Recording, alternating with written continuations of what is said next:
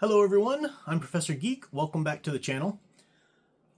Last year for Halloween season, I had a lot of fun, and people who followed the videos seemed to really enjoy it too.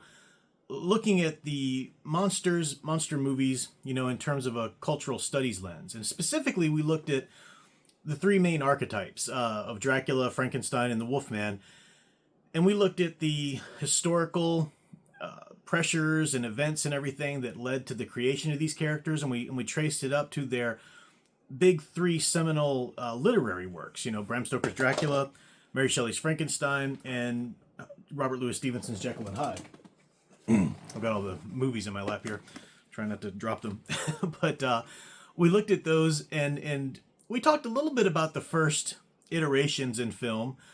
But, we started about this time last year in August, and we went through September and October each week doing some more delving into the subject matter.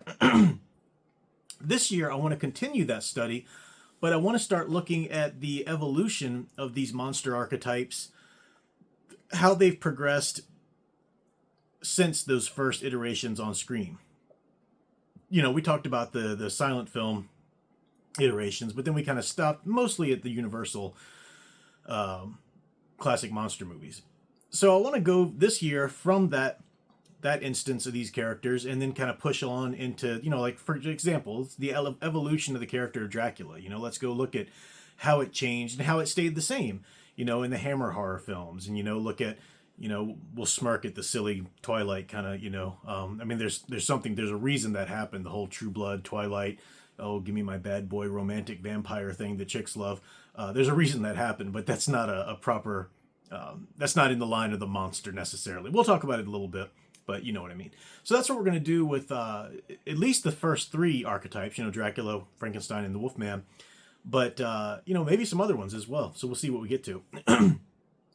To start us off, though, I do want to talk about, last year we covered pretty well the first initial instances, Dracula, Universal's Frankenstein, Universal's the Wolfman. I want to say a little bit in this video, just encouraging people that if you haven't, first of all, if you're a monster movie fan or you're a monster fan at all, and you haven't seen the original Bela Lugosi's Dracula, the original Boris Karloff Frankenstein, and Lon Chaney Wolfman, what are you doing? Go watch those.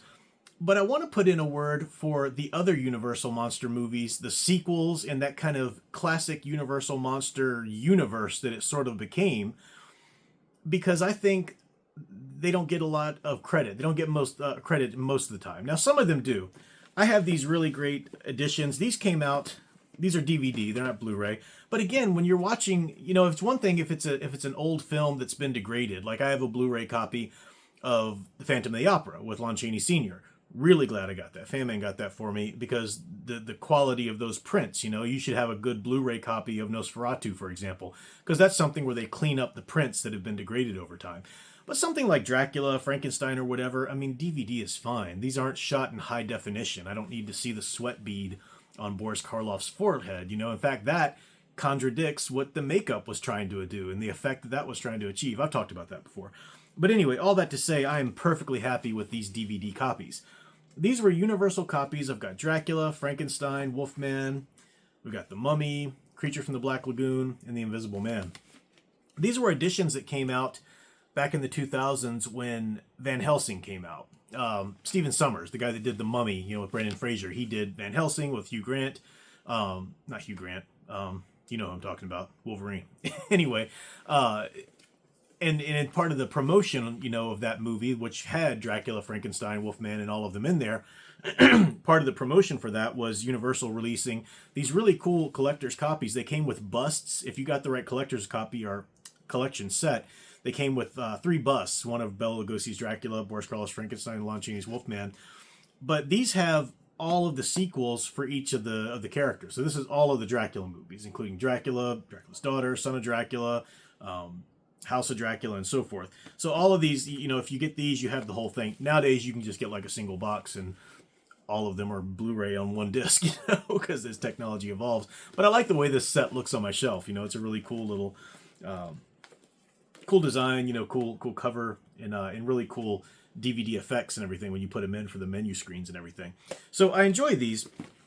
But I want to give a shout out to, like I said, the Universal sequels. Now, most people are going to certainly give props and credit to The Bride of Frankenstein. I mean, you got to watch that one. If you watch Frankenstein, you got to watch The Bride of Frankenstein. I would say that Son of Frankenstein deserves just as much acclaim. It wasn't James Whale, but it just still has that gothic appeal. It's got the German expressionist influence, and the story it tells is great. Plus, it introduces Bela Lugosi's character of Igor, who is not the character that people think of today. If you've watched like Young Frankenstein, or the character of Igor has become this sort of trope, which is more so harkening back to Dwight Fry's Fritz from the first movie. Bela Lugosi's character Igor, phenomenal character, played to perfection by Bela Lugosi. This is a character who does walk a little hunchback, but it's because he was hung as a murderer, and his neck broke, but he didn't die. His neck just grew back, like the bones knitted as they were broken. So he's walks like this, and he's got this broken neck, ridges sticking out of his skin there. And he is a wicked little character, and Bela Lugosi is so good in that role. I don't know why he doesn't deserve more. He doesn't get more credit for that role just as much as for Dracula. He's just phenomenal. So yeah, if you haven't seen Son of Frankenstein, you should certainly watch Ghost of Frankenstein afterwards. Ghost of Frankenstein has Lon Chaney Jr. as Frankenstein's monster. And it continues Igor's story as well. It's not as good of a film as, say, the first two Frankenstein movies, of course, but if you're into this universe, if you're into the monsters and these archetypes, and you like spending time with these actors playing these characters, Ghost of Frankenstein is a very fun movie. It continues the story of Igor and the creature there. Just sticking with Frankenstein for a moment. Well, let's leave Frankenstein for a moment, because there is a certain kind of order. It's not very hard. You could look it up online. There are some films you could skip to get the overall story, but I'm giving a shout out to all the sequels. Dracula's Daughter also usually gets some good press a bit. It's considered sort of the last movie in that classic era of the Universal's monster films. And of course, Bela Lugosi was supposed to be in that movie. Tragically, just some drama behind the scenes and whatnot, he was cut from it. But it's still a wonderful film. Wonderful film. Son of Dracula, or Dracula's Son, I mixed those two up. That's a pretty decent watch too. That doesn't get nearly enough credit because Lon Chaney Jr., he's nobody's idea of the definitive Dracula, okay? But this does mark him, playing, he was the only actor to play all three classic monsters in makeup, Frankenstein's monster, Wolfman, of course, and Dracula in Son of Dracula. And what's fun about it, Lon Chaney's portrayal, Lon Chaney can't help but to exude a little bit of pathos. He's just got those big sad eyes. Even when he's trying to be evil, as Dracula, a little bit of that pathos comes through, and it makes for a pretty interesting portrayal of the character. What's really interesting about Son of Dracula, though, is the setup, and I won't spoil anything for you, but the setup, it takes place in the plantation era south of the U.S. I think it's Louisiana, somewhere there, the bayou, you've got the swampland and stuff like that, but you've got Dracula basically sort of posing as his own son or whatever, to keep appearances and everything, comes to the U.S. and into a southern plantation. And what a great, long before Anne Rice ever put vampires in New Orleans or anything, this is a great atmospheric, the plantation era, the swamp, the atmosphere of southern Louisiana. It's evocative a little bit of, like, White Zombie. But great film, so I recommend that. The Wolfman, of course, the next iteration we had of the Wolfman, because that was made a little later, was Frankenstein meets the Wolfman. So this is the next Frankenstein movie as well as the next Wolfman picture. And it's a lot of fun. It's great. Bela Lugosi plays the Frankenstein's creature. It's not his best role. It's nothing like Igor or Dracula, obviously, but fun to see him, in the monster makeup. And it's a really cool story, especially because of what happened between him and Igor in the last movie. But anyway, a cool story. Lon Chaney, or Lawrence Talbot, Lon Chaney Jr.'s character, Lawrence Talbot, the Wolfman, really has a cool arc through the rest of these movies. If you start from Wolfman, Frankenstein meets the Wolfman, he's seeking redemption. That's the wonderful thing about his character is, he's cursed with this werewolf curse, and he's trying to, break it somehow, or trying to stop hurting people, but he can't, classic, Jekyll and Hyde, what that archetype came to be with the Wolfman. And the story progresses, and Frankenstein meets the Wolfman, and it opens his little world up to a wider universe where Dr. Frankenstein exists and these other characters exist. And it's a pretty cool story. It tells its own little spin on not its own little spin. It's taking place with the continuity of Frankenstein, Bride of Frankenstein, Son of Frankenstein, and Ghost of Frankenstein. But characters come in and fill the roles of sort of the doctor and so forth. And that's one of the cool things that the rest of these movies do is they bring in new characters filling these roles as like the Mad Doctor or the Hunchback or they do it in an interesting way that new characters kind of bring a new spin to it. So Frankenstein meets the Wolfman classic. House of Frankenstein is the next one in that original universe there. House of Frankenstein continues the story. Lawrence Talbot continuing to look for